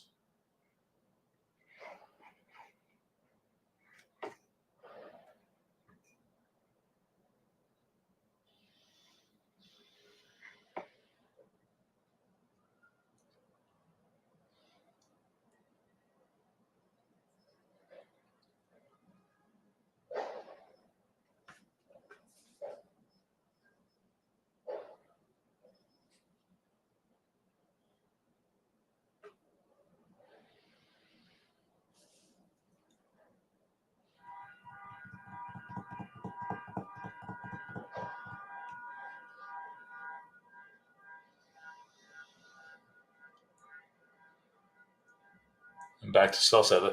It looks like a pajama design, right? Striped pajamas is like what we're doing. We're changing buy to sell every 2 minutes.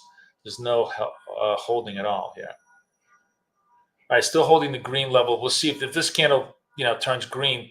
That could possibly give us some confidence, and maybe we have a little bit of a buy trade here. So Nasdaq showing me a buy trade. 43 seconds left.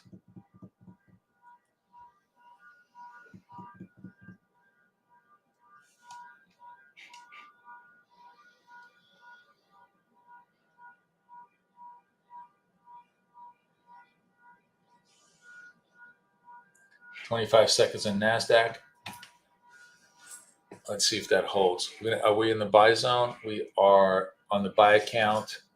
Nasdaq.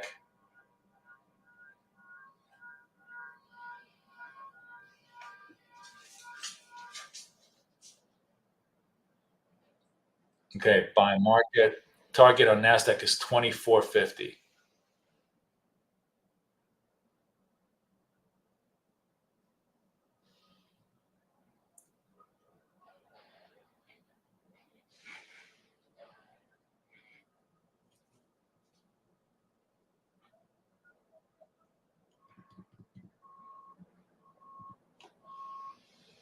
S&P showing me a possible buy setup here, 35 seconds on the S&P. Let's see if that gives me a buy setup.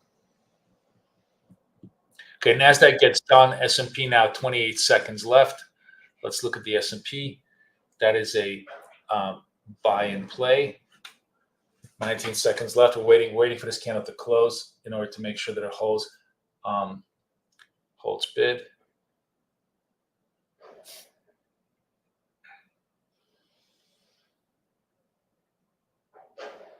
Okay, long P target there is 31.50.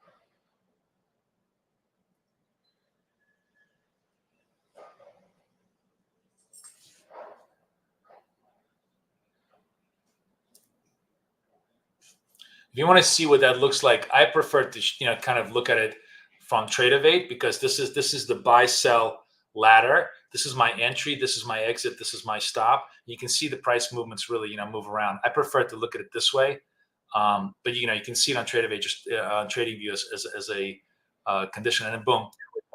And so, that resolves to a positive trade. It just, I think it's a little bit easier. But you see, you're going to go through this whipsaw session, and hopefully now we'll. I have no idea. It's 11 o'clock, but as I said, 10:30 to 11 o'clock. That was supposedly the golden hour, but we had the flush hour where neither the greens nor the reds worked, and we were able to recover. Now, how would I do this? How would I trade the rest of the day, or maybe the next hour? Is now, if I get any kind of a reasonable fat slice, now I may increase my size. Now I may get a little bit larger on the next couple of signal, and get larger. Try to come back, recover the losses, and then if I recover the losses, then all the wins I made become net P&L. It's basically sort of my strategy is I just need to recover one loss, because all the other wins will then become net P&L. It's just a matter of doing it this way. But you want to you obviously want to wait until there's the market regime starts to cooperate with you. We depend on the market moving in one direction or the other, and when the market doesn't move in either direction, then it's not a time to trade, or you just want to trade as small as possible. How do I see the candle time? There's a special free indicator in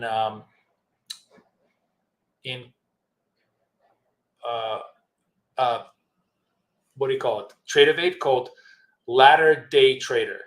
Ladder Day Trader. Just add that to your chart, and you can put that on there, and and you will see it. Also, by the way, if you don't want to do that, I realized that you could actually watch the countdown over here. You see this little candle over here, 50.49. You can watch the countdown here too, right? And you see again, like it's a very, very flat day. We're doing nothing as far as directionality here. It's just we basically, if you think about this, since 10 o'clock, it's 21 to 30, it's 10 points. 10 points on a $5,000 point product. It's just been no movement at all. On the $20,000 product, it's been 50 points or 70 points, which is again nothing. So it's been very, very challenging to try to trade this, precisely because of that. But we did the best we could today. We managed to get the trades out. Any questions, guys? Let's see if you guys have any questions for me. It's Ask Me Anything Friday. I'm happy to answer anything you guys like. See if there's another buy segment for us to resolve. So kind of to review, In the S&P, I resolved this buy segment. I resolved this buy segment, right? Let's just see what else. And I actually resolved this buy segment and this buy segment. I don't know what the hell this was. So I was able, and earlier I was able to resolve this buy segment, right? This is in the S&P on the buy side. On the Nasdaq, I think it was a little bit more problematic. This one obviously was able to resolve this buy segment. I don't know what this is. Let's see, 1550. Oh yeah, I was able. So in Nasdaq, actually, it's interesting. I'm surprised. I was able to resolve most of these buy segments. The only segment I did not resolve, and this was very, very annoying, is this was a trade that should have hit target. Remember, it kissed my target, and then it just simply died on me. Had I resolved this, actually, all the buy segments would have been really, really nice on the on both of them. And it was just bad, bad luck on this. And what I'm going to be watching for here is if I can get any kind of a confidence move on the Nasdaq. I'm just going to get a little larger, maybe two minis, and hit that one trade, and that will put me totally into a P&L for the day. On the short side, oops, sorry. On the short side, we were at 251 and we bled out a little bit because there was actually a couple of really bad tactical moves here on the short side. This short worked. Oh, this short, what happened here?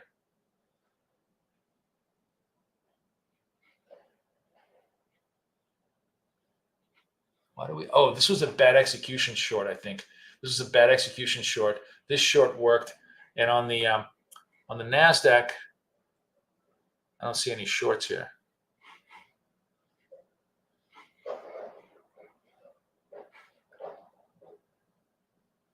$27.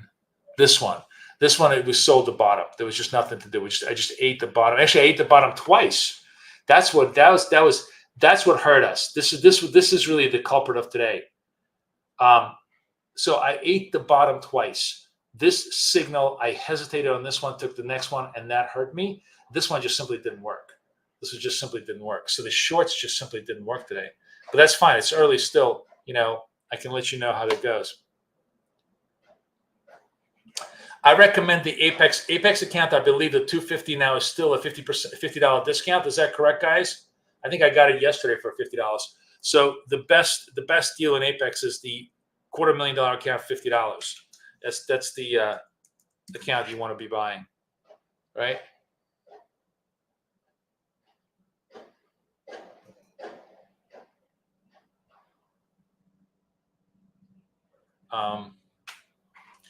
Okay, let's look again. Let's see let's just see what else is just the last segment for us. We have a little bit of a short slice. First short segment setting up. Let's see if I'm on the short side. Am I on the short side? No, I'm on the long side. Let's go to the short side. Okay. Let's see if we can get a short segment here going.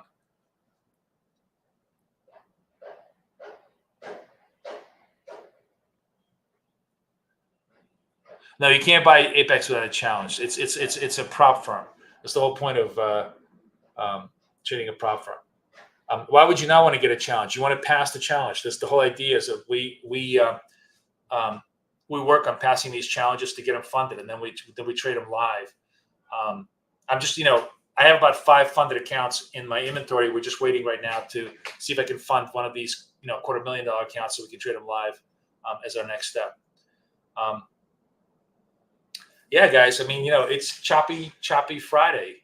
Look at this. No continuity whatsoever.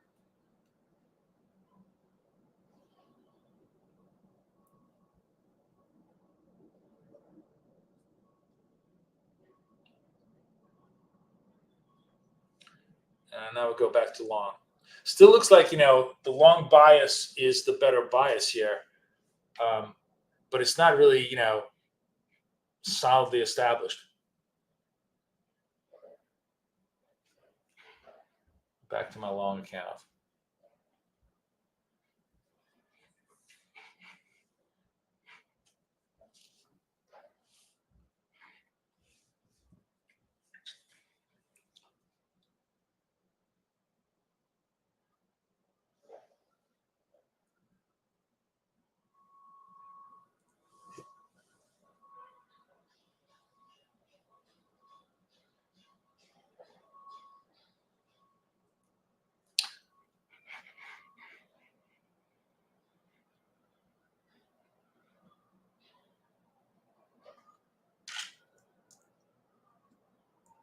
No, Apex does not fund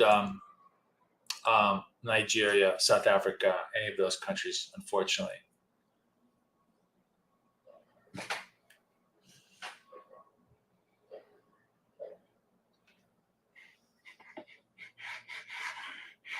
So, the lesson of the day today is that there's just no trades, right? We basically did the absolute best we could under terrible conditions. There's just no trades to do today at all, right?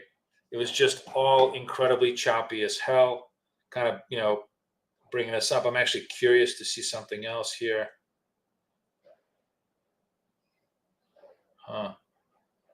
Miraculously enough, my algo is able to manage this chop pretty well. Somehow it's managing to stay in the chop. But this, there's nothing to scalp because there's nothing on the bone here. I mean, look at this shit. 1 and 1, 1 and 1, 1 and 1.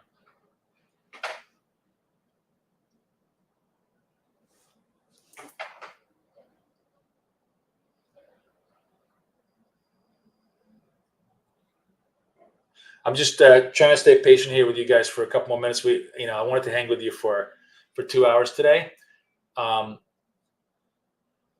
but today the market just did literally nothing. Okay, we have actually I have possibly a double sell here in Nasdaq. Let's go to my sell account. Am I in my sell account? No, I'm in my buy account. Let's go to my sell account. Trying to see if I have a signal in Nasdaq here. Okay, Nasdaq and Q sell market. All right, I sold Nasdaq. The TP is 14. 14 on Nasdaq. It's coming right back up against me. Well, it's just it really doesn't know where it wants to go. Look at that. I'm just watching Nasdaq. Nasdaq just gave me a double black, and then it turned to green. But it looks like it might finally find a little bit of directionality here. There we go. Come on. Nasdaq trade finally comes through. We see a little bit of directionality here. Double tap works. S&P still doing nothing. When all is said and done, I might grind out a small win today, which will be, all you can hope, basically the best you can hope for, because that's really what's going on here. It's just, it is, if you look at the market, its moving average is dead as a bolt, right? It's like it's like having a lobotomy.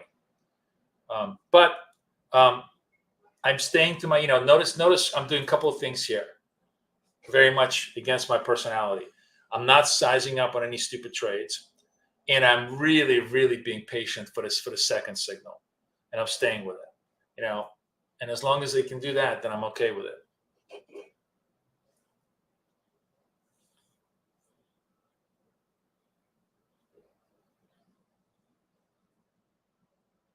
How is the market not going down at this point? I know. It really feels like maybe the irony of the whole thing is that, we'll probably get off air and there'll be like a 300-point downdraft move, in which point, I'll clean up, because then you're just going to be banging away.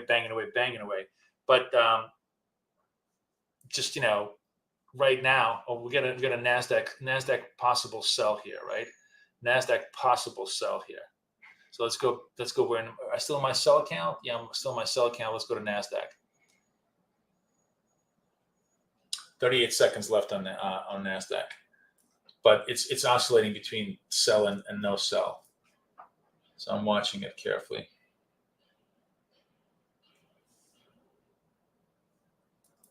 Nope, no signal. Look at that. It totally turns itself around.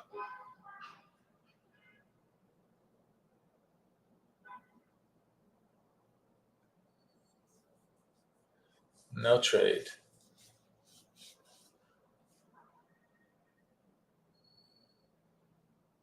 Wow. Okay, Nasdaq back to the buy zone. Let's go back to my buy side. It's almost like, we're playing seesaw right now. But if this is, this is a second, if this holds above, look at this. We're literally holding 27.28, right? Nasdaq is just doing nothing. Look at that. I mean, excuse me, I'm sorry, S&P is just doing nothing. I'm looking at the S&P.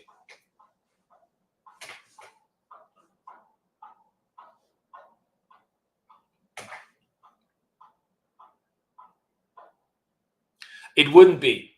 I'd be stopped out a lot because if you did a 1-to-1, you would have a much worse accuracy, right? Really, really much worse accuracy.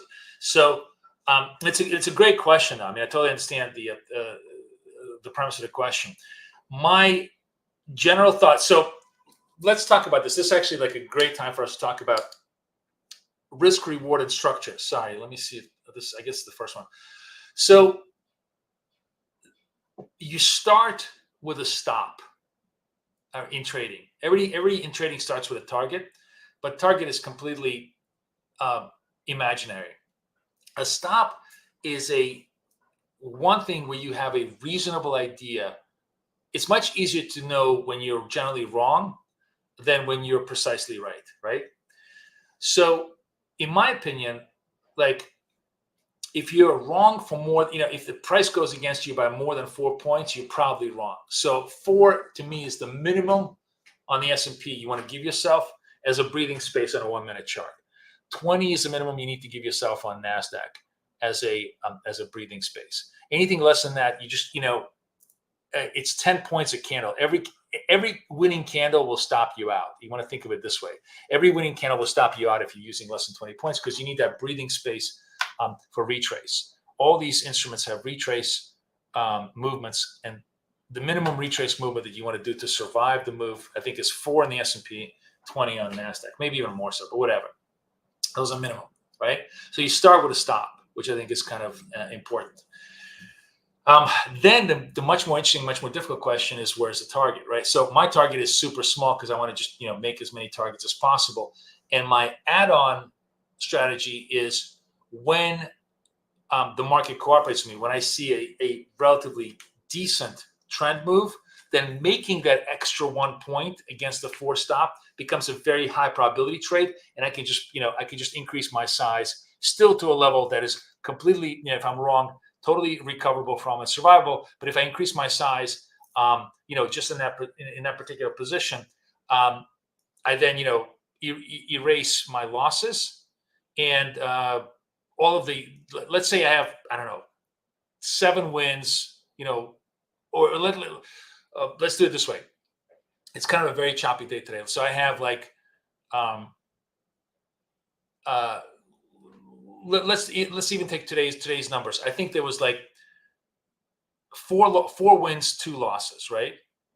So what I need to do is recover those losses. All I need to do is just make even on those losses. It means I got to go 4 times my size on a trade to recover those losses.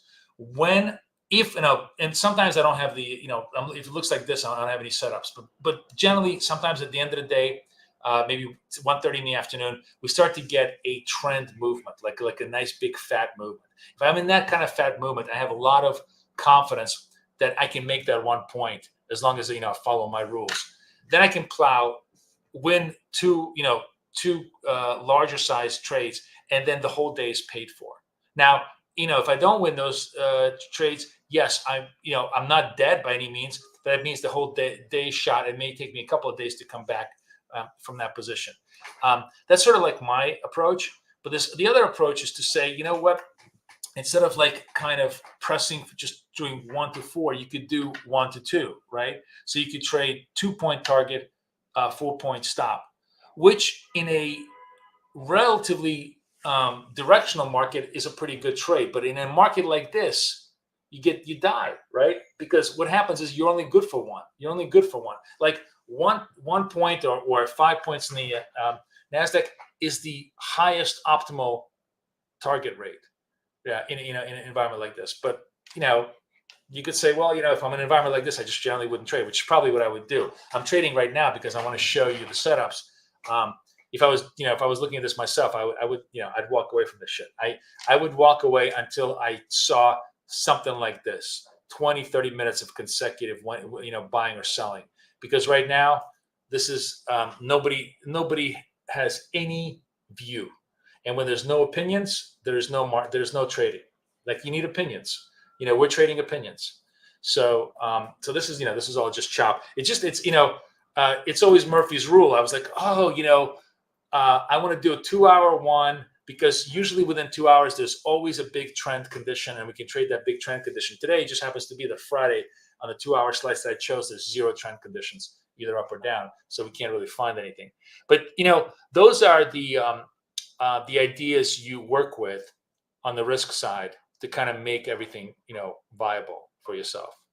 But, right now we're just sticking around. It doesn't look like I have any more trades. We did make, the last couple of trades were positive. I'll be doing this. We're going to do this Tuesday, Wednesday, next. Actually, when is Fed? Is Fed on Thursday, or Fed on FOMC on Thursday? I think we're going to do Tuesday, Wednesday, Thursday next week. Let me just see. Forex Factory. It's 19th, which is a Thursday. So we're definitely going to trade post-Fed, which is always great, because what we want is volatility. And we'll probably trade Tuesday and Wednesday mornings. So we're going to do Tuesday, Wednesday, Thursday. There won't be any Ask Me Anything on Friday, because, that's it. So that's it, guys. Let's see. Maybe Friday will still turn into a charm at the end of the day. But for now, there's nothing much to do. Okay, we got like one last thing. Okay, I have a tiny bit of signal here. If it's it's not even staying. All right, I'm not gonna waste your time sticking around for this little signal. Thank you guys for hanging out with me. Hope you guys really enjoyed it. A lot of fun as always. I will see you guys all next week, and we're gonna do this for FOMC, and hopefully we get a lot more volatility. Thanks again for everything. I will see everybody later. Make sure you sign up for Apex and everything else, guys. I'll see you later. Take care.